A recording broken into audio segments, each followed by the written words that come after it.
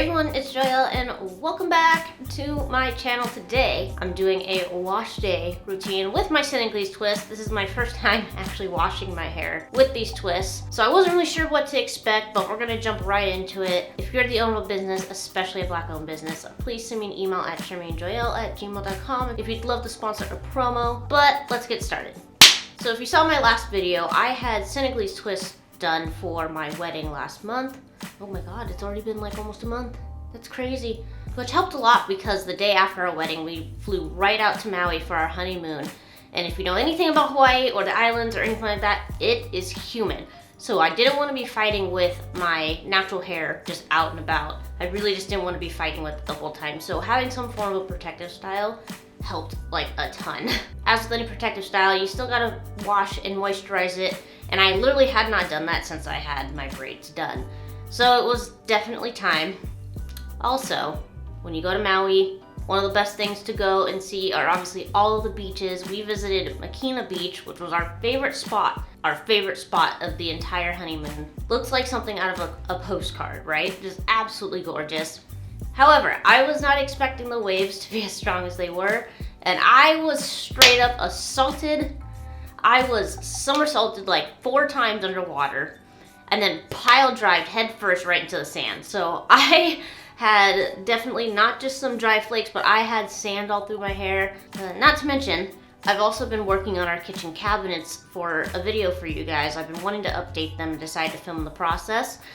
Completely forgot to like cover myself when it came to the sanding. So I had white paint dust all throughout my hair. So I was fighting a couple of things. So I thought it would be best to just go ahead and wash it. It's been about 4 weeks. The shower water, I always like to use warm water. That's just my personal preference. From what I've read and from what I've been told, warm water is best for low porosity hair to kind of help the cuticles open up to receive all the lovely nutrients that you need for your hair. And then luckily we have this little handheld piece of the shower, and you can transition from like turbo jet to like a really soft stream.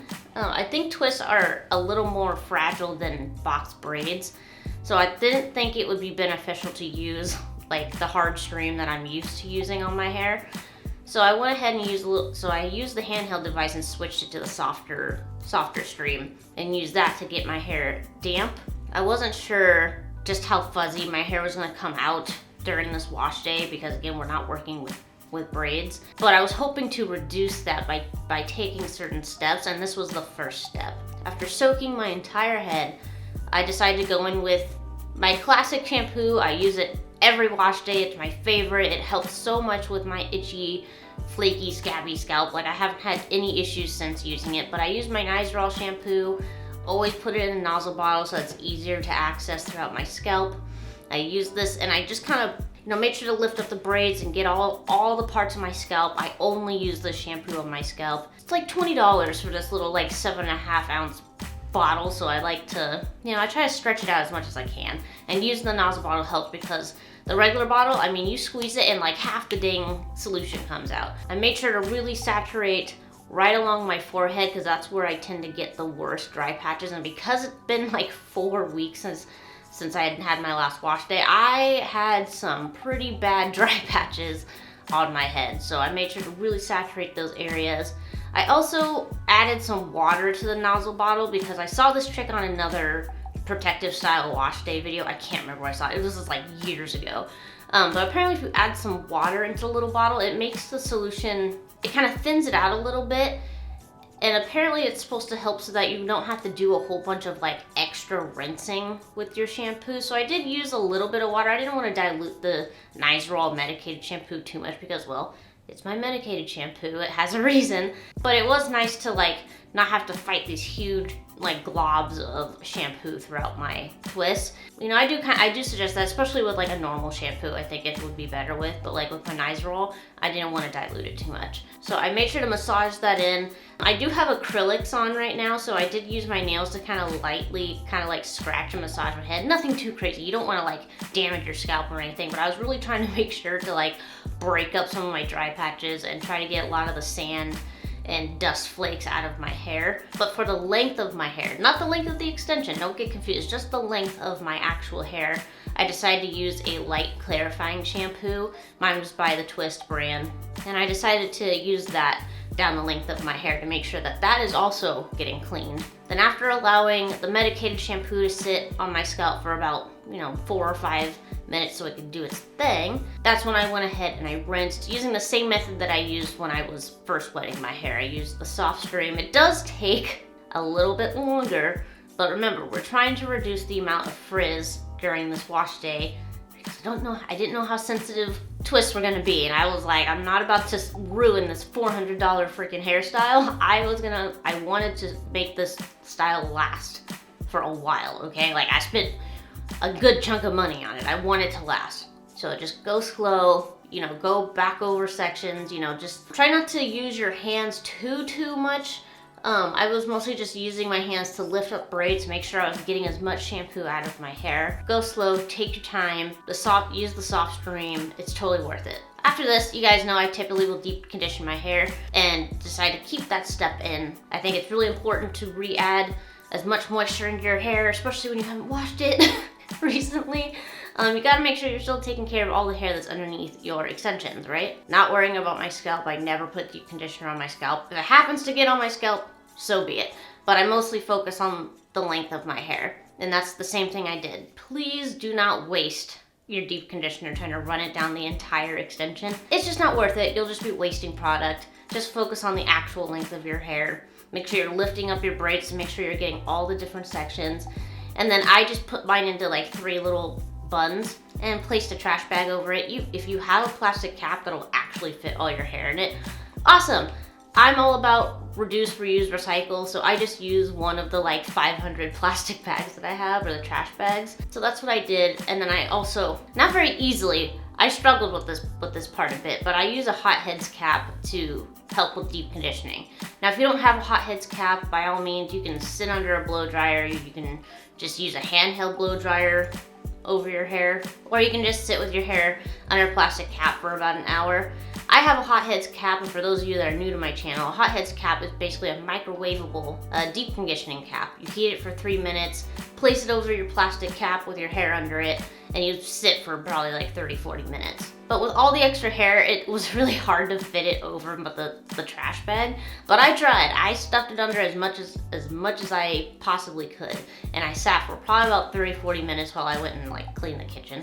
So deep conditioning, that step still happens even when you have a protective style in. After that, came back upstairs, still used the softer stream to go ahead and rinse out the deep conditioner. Now this step took me quite a while. It's a bit harder. Deep conditioner is a lot thicker than shampoo. Goodness gracious, this step did take me a while. It was a lot. Still don't regret using a softer stream. It just be aware. It's not gonna come out as quickly as a shampoo. It's just not going to, especially depending on how much deep conditioner you use. The step took a while. I literally felt like I was like killing the planet all on my own. But after rinsing out everything, this is when I got out of the shower and re-moisturized my hair. Now you can use any products that you usually use. You can use a leave-in conditioner, you can use a mousse, you can use a spray, use whatever your little heart desires. I have used leave-in conditioners before, but I've been really enjoying my Braid spray. So I used that to actually moisturize my scalp. I went through and sprayed it all over my scalp, a little bit down the length of my hair, and then I actually decided to use a moisturizing mousse on the length of my hair for 2 reasons. One, it's a little bit lighter than a leave-in. It's not gonna leave, and by that, I mean, it's not gonna leave as much like residue that I have to try and work in. And again, I was trying to reduce frizz, so I didn't wanna have to touch my hair too much. 2, I have used this same moisturizing mousse on my, regular hair, and my hair stayed moisturized for like 4 or 5 days without having to use a leave-in. So I knew that it could really moisturize. Plus, using mousse on braids helps set them anyway. So I figured if it was gonna, if I had any frizz, it was probably gonna help like smooth it down. And woo, this was probably the best step that I made. Actually, I take that back. The next step that I did was actually probably one of the best steps that I made. So after the spray, after putting the mousse all on my hair, or on my braids, on my twists, whatever, I kind of like contemplated whether or not I was going to air dry my hair. But then I thought, I have seen women who have hair that is naturally as long as my twists use the RevAir to dry their hair. Granted, I have that. So I started out with a level 2 on like the suction power, and then I ended up amping it up to 3.